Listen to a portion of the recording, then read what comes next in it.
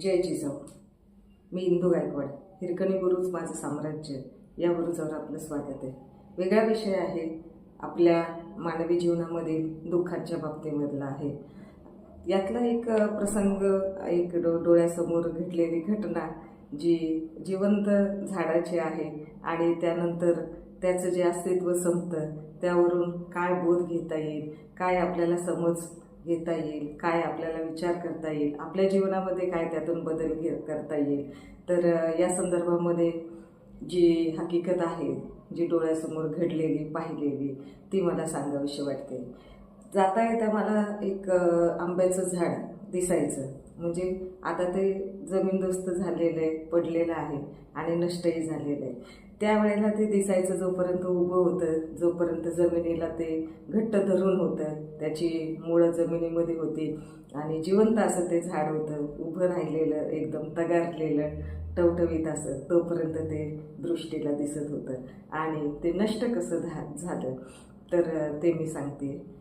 तर ते एकदा मी त्याला जाता येता त्या झाडाला नेहमी पाहिजे. म्हणजे प्रवास करताना ते झाड मला नेहमी दिसायचं. आंब्याचं एक मोठं बुंद्याचं असं झाड, जुन्यापैकी झाड असं होतं. भरपूर उन्हाळ्यामध्ये त्याला मोहर यायचा आणि आंबे पण भरपूर यायचे. भरपूर कैऱ्या गच्च भरायच्या. पान दिसायचं नाही, पण त्या कैऱ्या दिसायच्या. असे घोस कैऱ्यांचे त्या झाडाला लगडलेले असायचे. इतकं सुंदर असं ते छान झाड होतं. आणि कोणीही त्याच्या दगडाने, रस्त्यावरतीच होतं, दगडाने कोणीही त्याच्या कैऱ्या पाडायचे, मनसोक्त खायचे. आणि असं ते आंब्याने खूप खाऊ पिऊ घातलं येणाऱ्या जाणाऱ्यांना.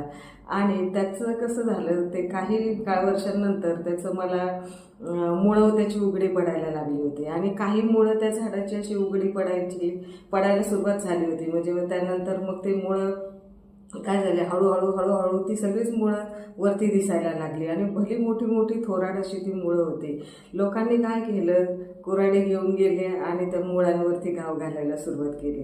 असा विचार नाही केला की ते झाड आपल्याला देतंय काय, रणरणत्या उन्हामध्ये सावली देतंय, जाता येताना आपल्याला सुखावं वाटतं, शुद्ध हवा मिळते आहे, उन्हाळ्यामध्ये आपल्याला कैऱ्या खायला मिळता येते, हे झाड किती उपयोगाचं आहे, त्याचा काही त्रास नाही, काही नाही आहे.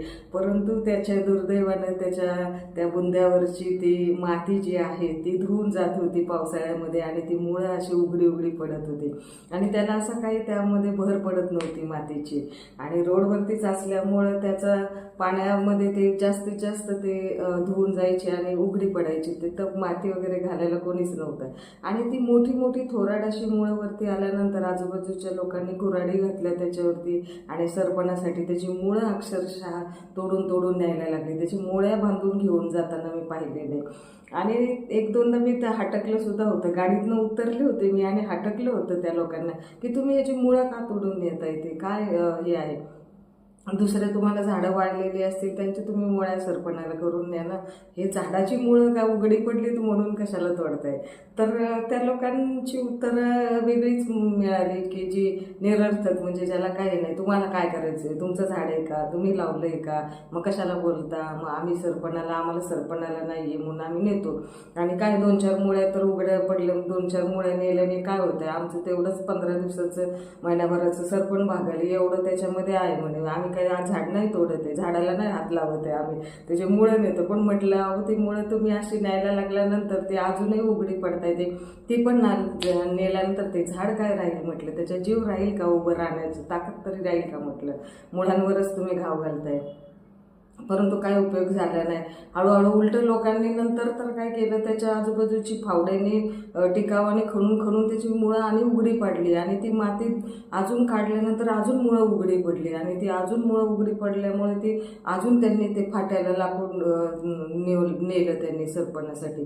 म्हणजे ते झाड अक्षरशः तकलादू करून टाकलं त्यांनी. कसं बसं ते थोड्याशा मुळांवरती ते उभं राहिलं होतं तग धरून. परंतु असं वर्षभर झालं आणि नंतरच्या एका वर्षानंतर जे व्हायचं तेच झालं, ज्याची मला शंका होती.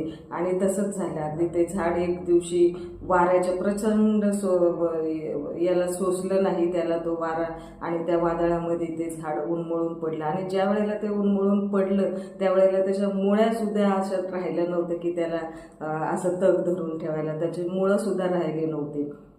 कशी तरी 2-4 मुळांवरती ते झाड उभं राहिलं होतं. तर ते या वादळ पाण्यामध्ये काय तग धरणारं होतं, ज्याने इतकी वर्ष एकखंड वादळ सोसलेलं, पाऊस सोसलेला, तेच त्याच्या मुळ्या तोडून नेल्यामुळे त्याला काही हेच राहिलं नाही, त्याला काही उभं राहण्याची ताकदच राहिली नाही, मुळंच राहिली नाही. तर ते झाड कुठून राहणार, कुठून ते फळणार, कुठून ते फुलणार, कुठून काय देणार ते तुम्हाला. सावली द्यायला सुद्धा त्याची मुळं तर जमिनीमध्ये असायला हवीत. आणि त्यानंतर ते उघडं पडलं, त्यानंतर लोकांनी तर मग तर ते मुळं तर राहिली ती 2-3 मुळं, पण झाड अक्षरशः करवताने कापून सगळ्या फाट्या तुट्या करून अख्खं आजूबाजूची लोक त्याच्यावर तुटून पडली, फांदी छाटून. जणू काही दिवसांमध्ये तर जणू इथं झाड होतं आंब्याचं हे सुद्धा कोणाला कळलं नाही. म्हणजे इतकी ते झाड एक होतं ते नष्ट करून टाकलं. म्हणजे जे दिसत होतं त्या नष्ट करून टाकल्यामुळे ते जणू काय अस्तित्वच नाही त्याचं, असं लोकांनी करून टाकलं. त्याच्यामध्ये काय त्यांचं महिना भागला असेल, काय फाट्याकुट्यांवर काय झालं असेल एवढं, परंतु ते वर्षानुवर्ष सेवा दिलेली ते झाड मात्र असं नष्ट होऊन गेलं. आज आहे आणि उद्या नाही, अशी त्याची परिस्थिती करून टाकली होती. आणि मी विचार केला की कसं मानवाचं पण आयुष्य कसं आहे, मनुष्य कसा विचार करतो की असं ज्या वेळेला तो दुःखात असतो, त्याच्यावर काही संकट असतात, काही अडचणी असतात, तो असा संपण्याच्या मार्गावरती आलेला असतो. म्हणजे तो त्याची मुळंच त्याला धीर द्यायला नसतात, त्याचं आयुष्यच असं खडतर होऊन जातं आणि इतकं उघडं पडून जातं की त्याच्यावरती लोक अक्षरशः तुटून पडतात. स्वतःची आयुष्यामधली काही दुःख जर आपण 4 चौघामध्ये मांडली किंवा बोळेपणाने सांगून गेलो किंवा असं काही दाखवलं की आपल्यावर संकट आहे, आपण दुःखात आहोत, आपल्यावर अडचणींमध्ये आहोत, कसं तरी जगतोय, मरायला आलोय पण जगतोय कसं तरी, असं लोकांना कळलं की लोक त्या मुळांवरती आणि घाव घालतात आणि त्याच्यावरती वार करतात आणि त्यांना करवतीने कापायला बघतात, संपवायला बघतात. त्यामुळं कधीही आपली दुःख, आपली संकट, आपली अडचणी, निराशा हे सगळं गाव बोबाटा करणं, इतरांना सांगत सुटणं, तर हे आपल्यालाच घातक ठरू शकतं. हा धडा मला त्या झाडाकडं बघून मला समजला की आपण आणि बघतो आपण आजूबाजूला लोकच इतक्या सुखाने जगून नाही देत माणसाला. चांगल्या माणसांना तर बिलकुल जगून नाही देत. तुम्ही किती माणुसकीने वागा, कितीही दुसऱ्याचं भलं करायला जा, कितीही दुसऱ्याला मदत करा, काहीही तुम्ही रात्रीचा दिवस करा एखाद्यासाठी, परंतु तुमची मुळं जर उघडी दिसली, तुमची संकट, तुमची दुःख जर दिसली, तर तुमच्या तिथं मदतीला कोणी येणार नाही, कोणी तुमच्या वाटेवरती उभं राहून तुम्हाला बघणार नाही. आणि बघितलं तर मजा बघायला बघतील, अजून कसं हे कुसळतंय, अजून कसं हे संपून जाते, कधी नष्ट होतंय.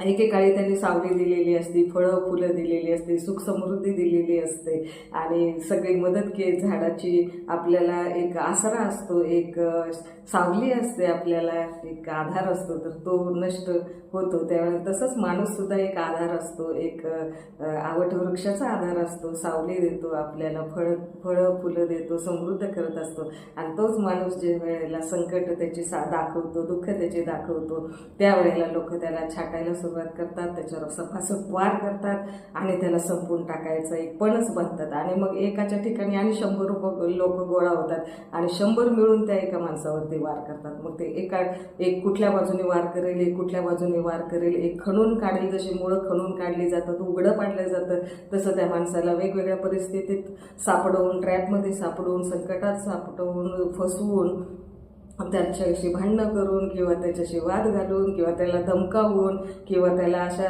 गद्दारी करून, पाठीत खंजीर खुपसून कुठल्याही पद्धतीने त्या माणसावरती वार केले जातात. मागून पुढून कुठल्याही कोणी सोडत नाही आणि कोणी सुखाने जगून देत नाही अशा माणसाला. त्याला नष्ट करण्याचं, संपवण्याचा चंग बांधतात. मग त्याच्यामध्ये त्यांना काय आसुरी आनंद मिळत असेल, काय समाधान मिळत असेल किंवा काय त्यांच्या पदरात पडत असेल हे त्यांनाच माहिती. पण हे मात्र नक्की की अशी दुष्ट माणसं, अशी कपटी माणसं सुखाने अशा माणसाला जगून देत नाही.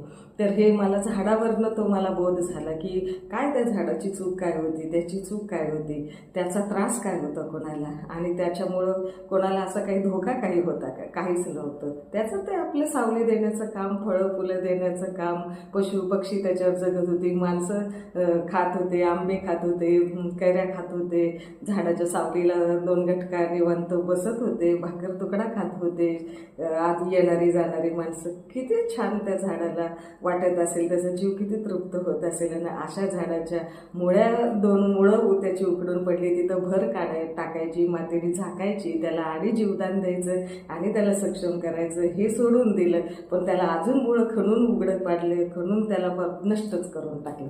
तर हे असं माणसाची ही वृत्ती जी आहे, तर या वृत्तीला काय म्हणावं. आता हे तुम्ही सुद्धा प्रत्येक जण स्वतःच्या आयुष्यामध्ये हा अनुभव घेत असणार नक्कीच प्रत्येकाला. आणि आपण सगळी चांगली माणसं आहोत, माणुसकीची माणसं आहोत. तर अशा माणसांना तर नक्कीच असे लोक जी समाजकंटक आहे, जी दूषित वातावरणाचे ते विषारी लोक आहेत, तर ती अशी लोक त्याला संपवायला असतात आणि त्याला सुखाने कधी जगून देत नाही. तर आपण या गोष्टींचं दुःख कधी कुणाकडे मांडू नये. कुणाला झाकली मूठ 1.25 लाखाची ही म्हण जी आहे ती आपण मानली पाहिजे आणि पाळली सुद्धा पाहिजे. जर आपण सगळ्या गोष्टी सांगत राहिलो किंवा लोकांना दिसत असली तरी लोक तुमच्या मदतीला येणार नाही. लोक लांबून मजा बघतील, अजून कसं काय होईल, अजून कशी वाट लागेल, पुरतं जमीन टोचतं, आडवा कसं पडतं ते लोक पाहतील, परंतु तुम्हाला मदत नाही करणार. म्हणून तुम्ही तुमचं शान व्हायचं, स्वतःचं संरक्षण स्वतः सांभाळायचं, स्वतःला टिकवायचं आणि सावधानतेने जगायचं. असं दुसऱ्याच्या भरोश्यावर राहून किंवा दुसरा आपल्याला बघेल, संकटातून बाजूला काढेल आणि दुसरा आपल्याला येईल नाडे अडचणीच्या वेळेला मदतीला, तर अशा भ्रमात बिलकुल राहू नका. आपलं जे काय आहे ते आपल्या हातामध्ये ठेवा. आपला कंट्रोल आपल्या आयुष्याचा आपल्या हातात ठेवा. आपला रिमोट जो आहे तो दुसऱ्याच्या हातामध्ये कधी देऊ नका. स्वतःचं स्वतःकडे ठेवा, राखून ठेवा, जपून ठेवा. तेच तुम्हाला पुढे आधाराला येणार आहे. आणि तुमच्या कुठल्याही गोष्टी ज्या आहेत, तुमची दुःख जी आहेत, कोणाला आणि भरपूर प्रकारचे दुःख असतात, कोणाला काय माहिती कोण कुठलं आयुष्य कसं जगतोय हे ते माणूसच जाणो.